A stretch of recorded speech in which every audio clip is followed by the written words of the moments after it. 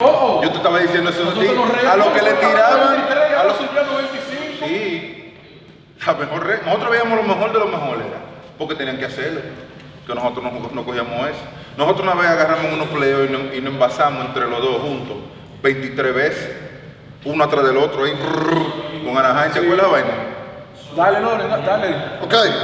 Let's go with 3 questions. Hey, the story is the story. I gotta ask you the question because his career, like people would say, it would say Manny being Manny, but like you said, from an offensive perspective, he didn't care if he struck out the first at bat. He didn't give a shit.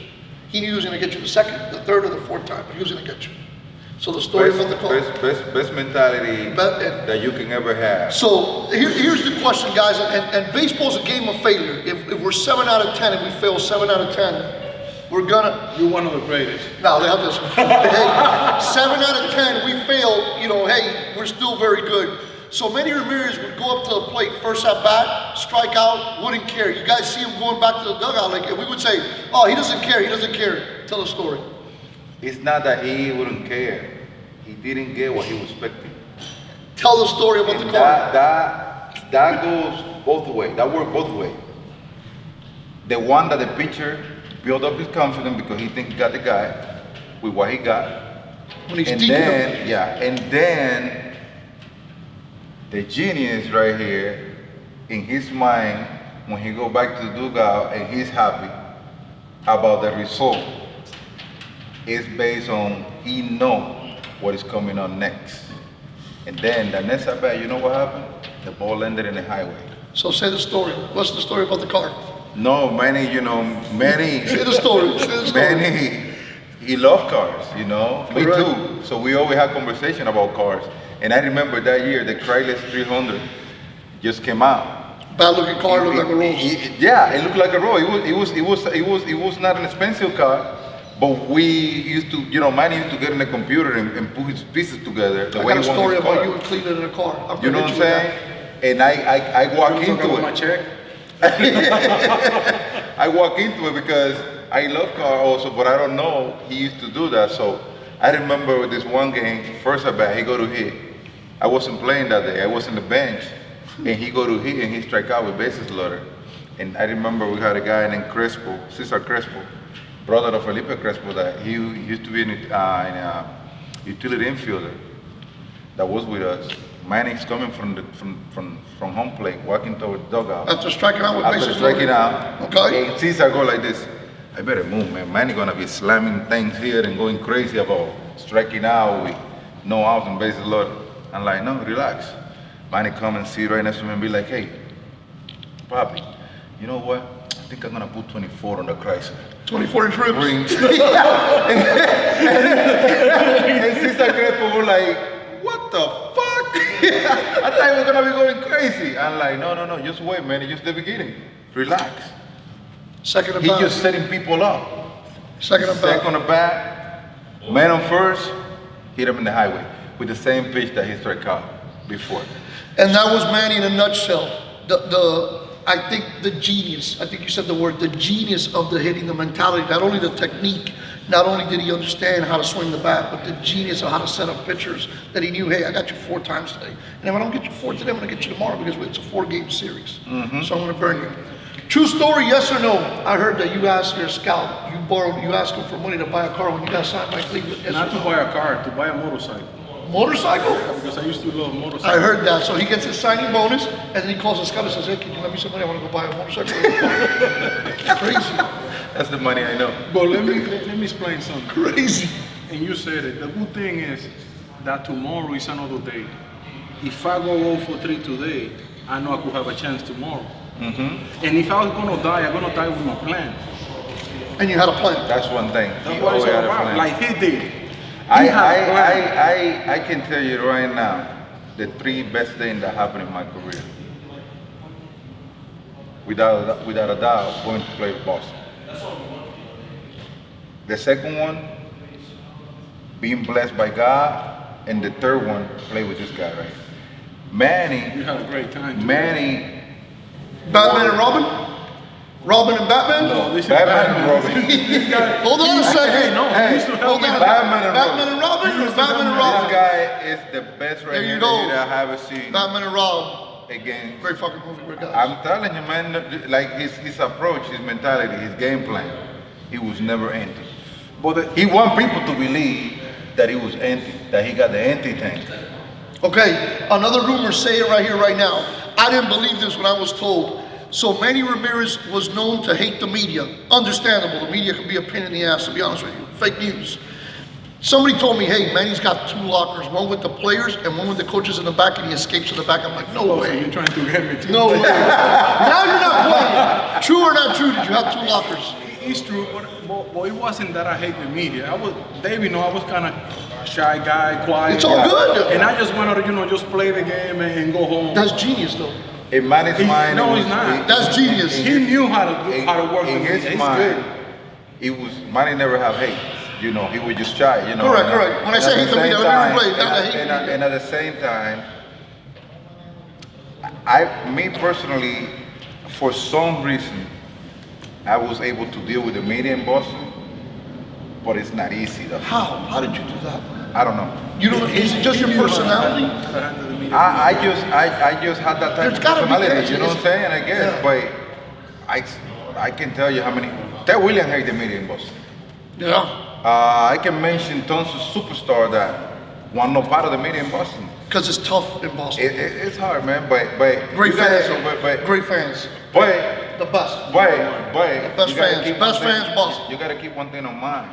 They are trying to do their job, Exactly. and without them, we're not gonna complete our job.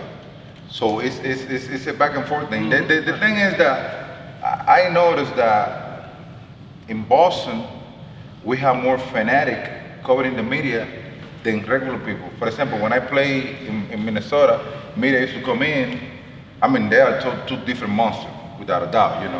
Minnesota is a small market, Boston a bigger market. So big market bring bigger attention. So, but any other place where you go, the media will come in, get the job done, and go. In Boston, it was like, why you didn't do this? Why you didn't do that? You know what I'm saying? It was a different type of way to approach. But at the end of the day, you gotta do what you gotta do. I was lucky enough to get along with them. Yeah. And get through it. I think it's the personality, and again, like I'm a shy guy. I wouldn't probably want to be interviewed, so I would understand. I just thought it was genius. 2 lockers, man. That's smart. Yeah, but you gotta, That hey, costs but you gotta be Manny Ramirez to have 2 lockers. You can be just any other Oh, player. it can't be anybody. So if I walk in and said, "Hey, I want 2 lockers," what happens? Yeah, Nothing? but let me tell No. you something. That cost me at least 2 MVPs. At least, And what's the price on that? at least. Well, he did, Because he know how to use the listen, media, so it's listen, good. at least. But that's crazy. The numbers were there. If they were there. The numbers were there. But like I say, the media is the one that vote for you to win an MVP, and if you were an asshole to them, what do you think you're gonna get back? True. So, unfortunately, that's how it was. True. But you know what the most Still important was. thing, man? The past is the past. This guy right here, man. Why are we gonna get him on Fox Sports with you? When I'm gonna I- ask that right here, right now. when- Why isn't he on Fox Sports with He's you? ready. Because you know what? All you gotta do is just talk about what you know. Exactly. We're not gonna be talking about NASA or Cars or hitting? Yeah, exactly. Hitting or We're hitting all day. Cars are hitting. We talk. Okay. Question, man. I gotta give a shout out to Jack, Watertown Extra Innings. He's got a question for you, and this is from Watertown, Boston. Watertown. Were you ever frustrated by short-term deals in Boston, or did you take it as a chance to prove yourself over and over? You know what? Every player wanna have security. Financial security. Financial security. Okay. Every player want that. But I guess it was my turn on. You're fired? I guess, like I had learned turn in Boston, you know what I'm saying? Everything, that year thing happened basically towards the end of my career until John Henry came in and was like, you know what, let's do this. So we don't have to be talking about contract every year, and you play as long as you wanted to. But at some point, when you are getting older, I think it's fair. Because you don't know what you're gonna get from an older player. It doesn't matter the caliber of the player. I think it's fair. My thing is that when you are in, you don't see it like I see it now. You know what I'm saying? Yeah, because now When you're you seeing are now you're seeing the forest. I'm seeing the whole picture now. You know, like when you are 36, 37, 38, you know, it's like people is expecting you to fail, especially in baseball. You know what I'm saying? As a player, you don't see that. And your mentality, your mindset, you think that every day you're gonna keep going and getting it done. And it's a long But in my case, even not knowing it was basically my motivation. Oh, you don't think I deserve a lantern? Watch me. Then I put a good year together, and then boom, and then I put another good year together. And it got to the point where basically the Red Sox take care of me. You know, like, we're gonna give you options, easy to get, 400 play appearance. If you are healthy and you play, you're gonna get it. You're gonna get paid. And you got paid. even my last year, when I retired, I still have another year. You could have played. That kicks in. No, I was. I mean, you were know, hurt. Let me tell But you. from a hitting perspective, could you have played? Oh yeah. For sure. But I was the type of player that I have a lot of pride. I took a lot of pride on what I do. I know that the fans they were paying for that ticket to watch me hit and watch me perform out there. And if you felt you couldn't do it, I would never go out there and not give 100%. And that's how I was feeling after 2016. I was in so much pain, you know, that I feel like I wasn't gonna give the fans what they were expecting from me. Of course, man. It's not all about the money. A true entertainer. That's awesome. It's about you know, respect. And people respect that. I believe that course. people respect that. Because they see I could have taken $17 million that I have in my deal and just sit down and watch. That wasn't me. But that's what made you, is you wouldn't do that. That wasn't me. Okay, two things, and we were just talking about this before we went live. I come from the school, says I train major league hitters, we train hitters at Grad, and we all we do is train hitters. And I look at today's generation, that I think that they don't see the amount of work that it takes to get to your stage of your career and to get the way you guys got. Can you please explain that, yeah, you guys were born in the Dominican where there was a lot of baseball, but how hard did you have to work to get to where you got? And how hard did you have to work to get where you're at? And give me a typical day already when you were a big leaguer. Now when you were small, if you were in the big leagues, what was your typical day? When did it start? Well, let me tell you, and I'm gonna pass it to Manny. So when I went from Minnesota, I was released in Minnesota, even having my best year with them. You were released. I was released because they wasn't gonna pay me. I was supposed to make like $2 million. Arbitration Small bar. market. Okay. They prefer to release me, whatever. I was basically hurting because I had never been released and I had never been nowhere else. But it was the best thing that happened to me. Let me tell you why. When I got to Boston, I basically told myself, Pedro Martinez, you know, was the one who basically make it happen. I bumped into Pedro in the Dominican Republic in a restaurant, and we started talking, and I told him that I just became to be a free agent. And he went like, what? Minnesota screwed up. I'm gonna take care of that. He made a couple of phone call. A couple of days later, I was in Boston. But once I got to Boston, I had Pedro right here, and I had Manny right here. Pedro giving me advice, me watching Manny. I told myself, I want to be the good as he is. So I want to see his effort, how hard he worked. Me and Manny, we were friends before I got to Boston. Okay? So he saw my situation and he was like, you know what though, let's work. So he told you that? Yeah. Okay. You gotta be, this is what Manny told me. I remember like it was yesterday. He told me, they might not give you the chance right now to play, but you gotta be ready for when it comes. So it's time to work. Bro, this guy got me in a routine since spring training. We used to go to the field at 6 a.m. in the spring training. Okay, say that. So spring training, 6 a.m. start. We were at the field at 6 a.m. Okay. Working all the way until 4. And then we would go to the house for a couple of hours, rest, and then at 6:30, he had a trainer that the guy would train us for another 3 hours. I remember Juliana, his wife, After she have, it was Manny Jr. that she had. Yeah. After she have him, Manny 2.0 now, not Junior. yeah, 2.0. I know. After she have him, I remember, like 10 days or 2 weeks after, we show up to the workout, and I saw Juliana, and I was like, "Yeah, what are you doing here?" "I'm gonna work out with you guys." And I'm like, "But you just had a baby." She's like, "Yeah, but I'm gonna work out." She did the whole drill, all the drill, she did it with us. And I was like, man, this woman is a beast. Right after that guy was born. Bottom line is, during the process, when I first got to the Red Sox, I wasn't in the lineup. Okay. But it got to the point where this guy need help, and the manager thought that I was ready. Little by little, he got in. And then I started getting in, and all of a sudden, 1-2 punch. Until he took my spot. I used to hit third, so then Yeah. he hit third. So here's how it was. Manny needs somebody to hit behind him so they can pitch him. So they put me to hit behind him. They still not pitching him, so they was pitching me. So they put you. So the thing, what they did was, because I was getting on base so much, they flipped us. I started hitting in front of Manny. I was getting on base a lot, and then they had to pitch the guy. And it was like that. I mean, boy, reality is, best bro, 3-4 combo in the history of baseball. I always have to talk Best about 3-4 Manny. combo in the history of baseball. Anybody can send in a question if they want. We're gonna take one question from our Instagram people. Okay, so that was spring training. Give me your typical day, both you guys, major league season. What was your typical day? Regular day. What time did you start? I remember when we were on the road, Oh, I was gonna tell you about that. okay, this guy would be knocking. Doesn't matter what time we finish playing the night before. Which is usually He be- 12 or 11, and by the time you go to sleep, it's 2 in the morning.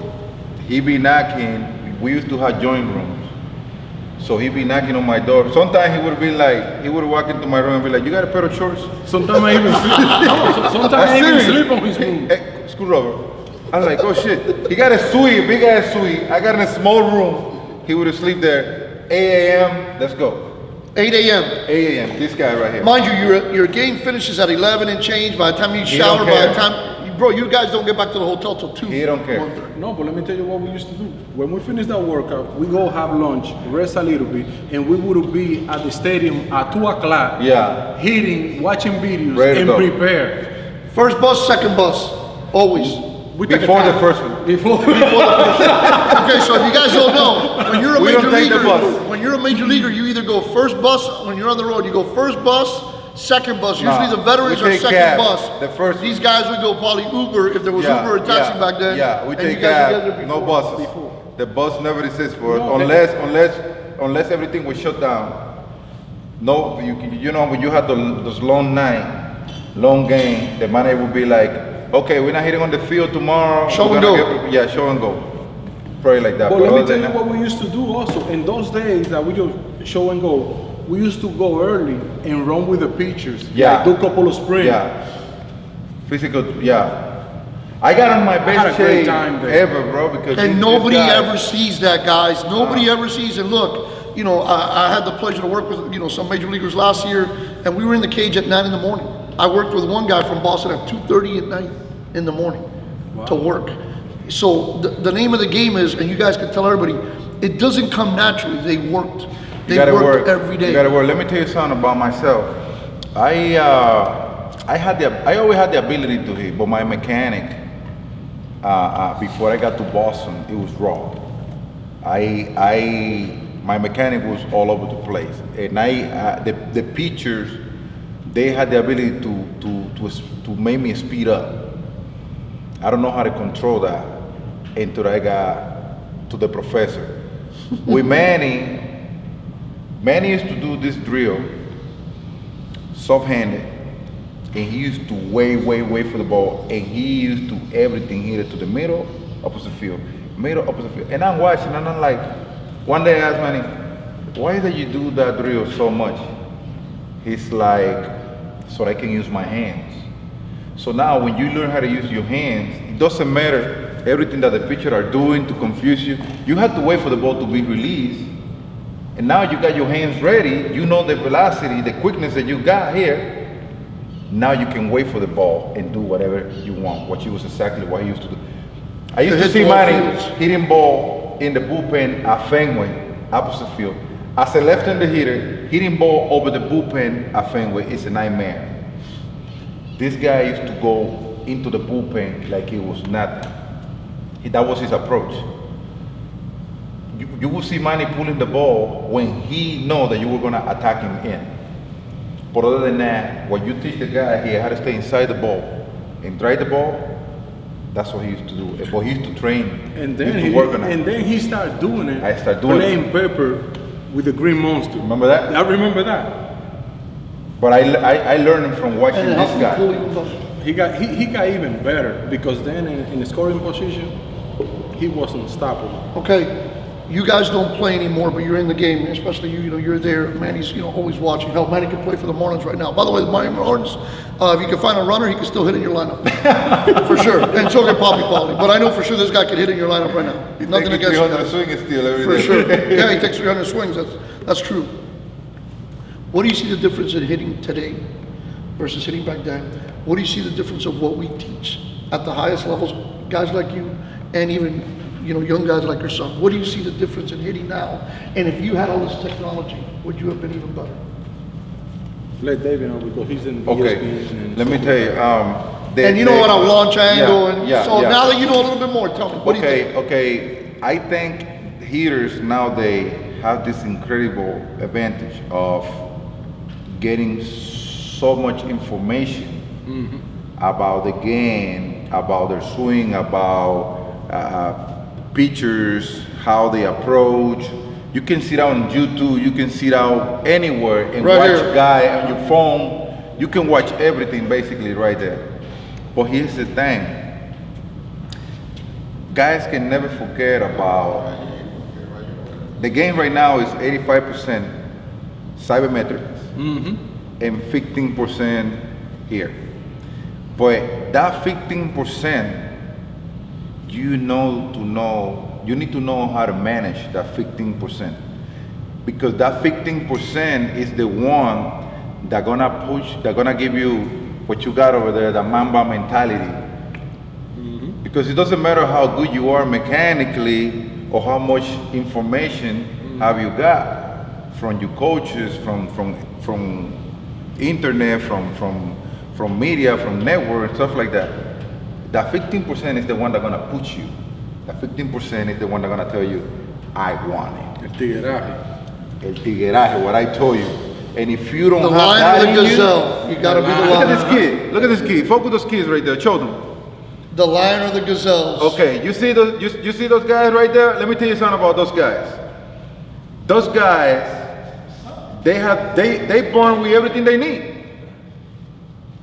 They got everything. They haven't dealt with challenge in their life. No adversity. God give us the blessing to give them the blessing. They need that 15%. The cojones 15%. The one that I want is 15%. The one that I don't have to be, and Manny don't have to be pushing them. Let me get up and get things done. So when that shows up, I'm good to go. And that's this generation. And again, I'm going to hear it, like I get it from my own guys, like, oh, here comes the old man now, the old generation. No, it's the generation like, hey man, if you want something, go get it, work. Like you hear it, like these guys were the best 3-4 hitters in the world, yet they woke up at 8 in the morning. Who does that? Lorenzo. Only the best guys in the world. It's easy. If you don't work, you don't get paid. No pain, no gain. Si tú no trabajas, no te van a pagar. No, you're not gonna get paid, You're man. not gonna get paid. It's unfortunately that's how it is. And let me tell you what I love about the game nowadays. So much talent. Oh yeah. Oh, Bro, look, I watch Everybody's big, everybody's fast, baseball everybody's right strong, now. You know how players that play in the past always want to give credit to their time. I give credit to this time. We have so much talent right now. We have kids at the age of 20. Bro, listen, I was watching Soto hit. I was watching Acuna hit. It made my mouth melt. 21, 20. Bro, you see the talent. It's unbelievable. You see guys pitching nowadays, bro. 100. Listen, I was watching a game. I watch a lot of games more than ever. Now, especially now that I'm working on a network, bro. And I realized that if you don't make your living out of starter, You're done. you're done. You're done. Because what is coming out of the bullpen, bro? You know how when we play, they have a specialist coming out of the bullpen. Lefty, Manny, yeah, right-handed correct. specialist, sidearm. David, left-handed specialist. They had that, but Way better. with the bro, you got lefty coming out of the bullpen, blowing 100 with the nasty slider. You got right-handed coming out of the bullpen, 100, 101. Bro, the talent is unreal right now. So let me the tell you speed, the power. So you think those Crazy. guys like Babe Ruth, can they hit in this era? I don't think so. I don't think so. You kind of All crossover and hitting like this No. and pointing. They don't No have a chance. mechanic. the No pitching mechanic. is out of hand. They I mean, don't. but you know what? No offense to those No guys. offense. You don't take credit from that time because that's what it was. Baseball had It's like increased LeBron in- James playing 20 years ago. You know what I'm saying? Fair. Like it is what it is. That's what they got back then. So we can really criticize what it was back then. It was like when we played. The average fastball in the big league was what? 90, 90, 92. 93, 94. Yeah. Now the average fastball is 97 point plus. And with movement. You know what I'm saying? So it is what it is at the time. You give credit to whatever you decide to give credit at the time. It's not like you riding a Honda right now, and 10 years from now, you see a car that doesn't have no wheels. Like a It's just- Tesla. it's yeah, You something probably like that. It's what it is now, and it's what's It's gonna be. driving by, You know it's driving what by I'm saying? itself. So- You're like, what the hell? Exactly. Hey, the fans out there. One question for Poppy, one question for Manny. Here we go. First question, let's go with Manny. First question is coming from Genesis Duran. She's one of our softball players, Dominicana. Oh, Really good, really young, really good ball player. She wants to know how you guys dealt with pressure moments. We were talking about that the other day. How to deal with pressure moments. How did you guys deal with that? World Series, championship, game on the line. Everybody remembers this hit.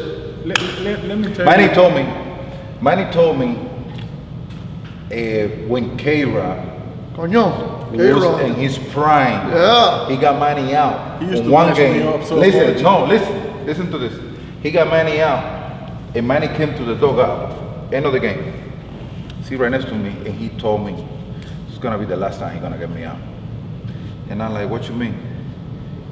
He's working me with the same stuff, over and over and over. He started me to get me over, and then he wanna finish me hard. I'm gonna pick one or the other. That's my game plan next time I face him. You see that famous home run that Manny stayed in the play like that? That was the next at bat after he told me what he told me. Game plan.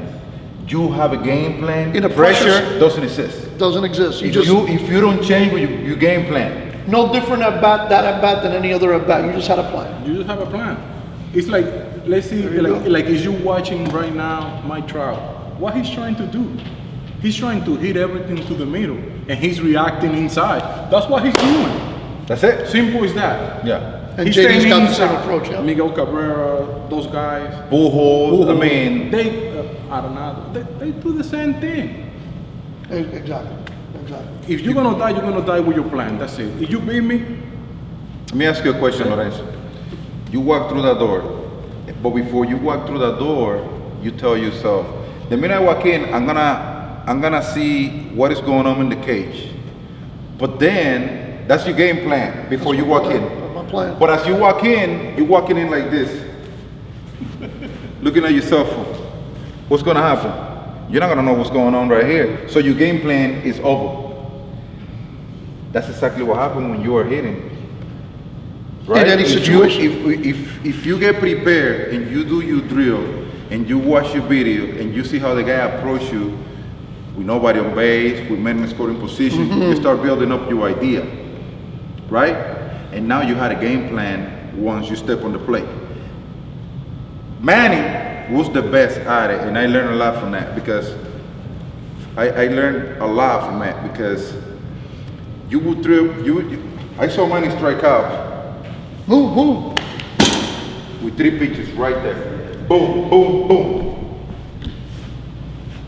And people was like, this guy don't want what to is play wrong today. with him? He don't want to play. What is this? What is that? People, that was not what he was looking for. Setting you up. Next pitch, breakable, fire. Oh yeah. That's the game plan. Oh. My dad, I remember my dad one time. I told my dad, he always used to tell me, why are you taking the first pitch? why are you taking the first pitch? Why are you taking the first pitch? And I told Dad, we have a series with the Yankees. Why don't you come in town? Oh yeah, I'll be there. And you know what I got him a seat? Right behind the plate. After the game, his eyes look like this, like a freaking ghost. Like he saw a ghost.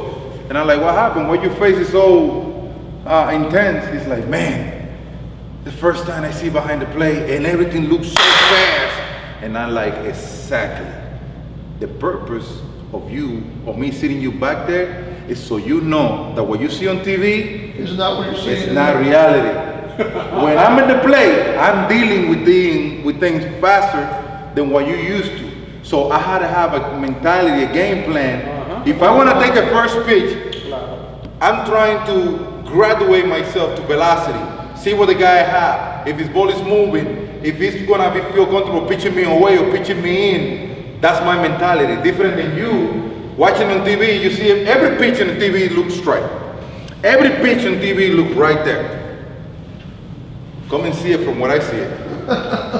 You know what I'm saying? See if that is. One more question, and we're wrapping it up. A really good one, Gregory Caban, young lefty that we have in our program. He wants to know, David, what was your experience playing in the WBC, the World Baseball Classic? It was beautiful, man. It was beautiful. I think representing your country, competing against the best, is the best challenge that you can ever have. I remember after I played my first year in a WBC, my mindset, my mentality going into the season, it was, even if we didn't accomplish what we were looking for, because we have one of the best teams ever put together. We got defeated by, I think it was Cuba in San Diego. Going back into the season, I feel like I was above the league, mind-wise. And it was because every day during the World Classics, I faced the best of the best. They put the best team together to represent each country with the best talent. US had the best talent. Puerto Rico had their best talent. Asia, Cuba. I mean, you faced, and we did it almost to the semifinals. So you know that as the process go by, you continue facing the best of the best of the best towards the end. So that helped me so much with my confidence level going into the season, because if I was able to hit the best of the best, why I feel like I had to doubt myself when it comes down to doing what I was supposed to do. So it's an unbelievable experience. You know, you basically connect with your elders, with your ancestors. I would say people, probably your grandfather who probably was born in Aruba, and your mom is attached to it. And even if you were born in the state, you wanna, sacrifice your mom representing the country where her grandpa was from. It's beautiful, man. It's a beautiful connection with the fans, with reality, and I have an amazing experience. Best moment, last question for sure. Best moment in your career. What was it? Say it, whatever it is. And then best moment. So Manny and me. Best moment. Come on, this is the best. Hey, this is it. You got to put it down on paper. This is the best. My whole career. This is my best moment. So Manny and me in 2004, I was the ALCS MVP and Manny was the World Series MVP. So giving Boston when it was really needed, that type of trophy, a World Series trophy, I think it will never be forgotten. Boston is their fucking city. It's their fucking city. When are you running for mayor? Huh? When are you running for mayor? I am right now. Put the vote. Hey guys, best Dominican players coming out of Santo Domingo by far. I would say top 2 players ever to come out. A pleasure to be with, a pleasure to deal with them every day. I learn from them every day. I enjoy just talking, hitting, and doing other things and being able to help them and get their kids better. You don't see this too many times. 3 and 4, the best combo in the history of baseball. Last message for all the kids watching out there. Remember, if you want to be a baseball player, you gotta want it. Your father, your mom, your friends, your uncle might be pushing you for you to chase it, but if you don't want it, it's not gonna happen. So you have to sacrifice yourself, educate yourself, and work hard every day. And I guarantee you that after the process, it's gonna be a result. And remember, your parents are your best friend. They always want the best for you, so you better listen to them. That's it. Grado, Gswing, Dolly. Peace!